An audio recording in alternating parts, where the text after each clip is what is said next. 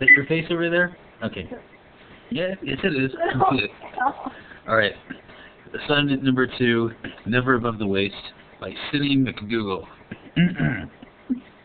Are you paying attention? Yes. All right.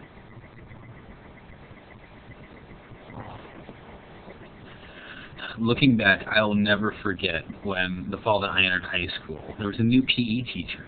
She was hearing, and she was a very weak signer. She signed very awkwardly. She taught PE all morning, and then all afternoon, she was responsible for being the coach for the girls' sports program. And every day in the fall, they would or they would start a field hockey team. It's all girls. It wasn't co-ed. It was just for the girls. So we had hockey sticks made out of wood and hard wooden balls, the same kind of wood as table legs. It was very sturdy. They were old and they'd just been used over and over. They'd been used maybe for 5 years. But I thought, they still work, so we'll use them. And decided to set up teams and asked for volunteers to join it. I loved sports, so of course I volunteered. I've been looking for something different, and I'd never played field hockey before. So I thought, fine, this will be a great match for me. And we practiced maybe over 1 or 2 weeks. Remember, the coach's sign was lousy, so she tried to describe things to us, and we desperately tried to do what she was saying. And as things went on, try to figure out what the rules were first. One rule that she emphasized to us was to never lift the stick above your waist.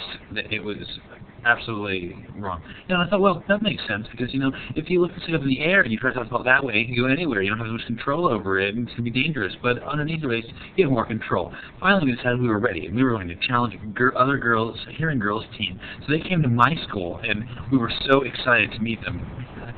And then until they showed up face to face, and their uniforms were fancy, and they had professional stitched numbers on all of their blouses, and they had stripes on their wrists, and they had cleats on the bottoms of their shoes, and we just stared and stared at them. So the Deaf Girls team, we were in our PE clothes, we had our gym shorts on, and instead of number stitched to our shirts, we had to tie these squares of cloth around ourselves that we painted up the numbers on ourselves, 1 through 12.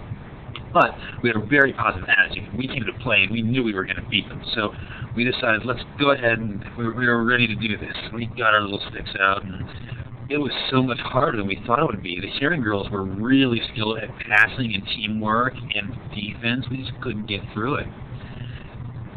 Anyway, when we would get the ball, we kept losing it. It kept going out of bounds over and over. The balls would just zig off in any direction again and again.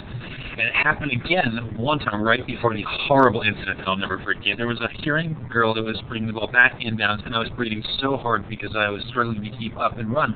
I was in a position directly opposite her. The deaf girls were on one side, and she was opposite there. And she decided that she was going to launch the ball to her teammate past me. And I was responsible for defense to stop her. Now, she wasn't very smart. At first, I thought she was going to throw the ball on the ground, but she decided that she was going to launch it over my head.